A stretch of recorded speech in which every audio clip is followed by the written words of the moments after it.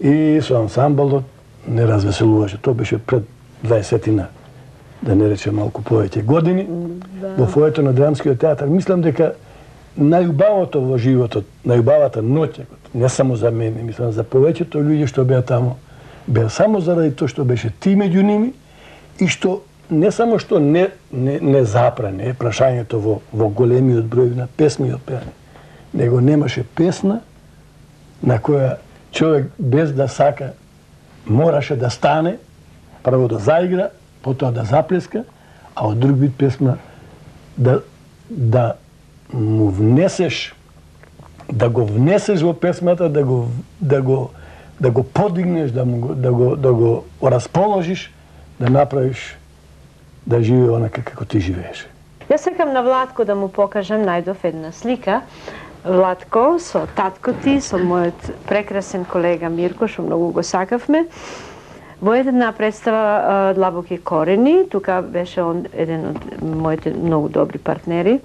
Таа представа остана запечатена така во сеќавање како една од јаките представи.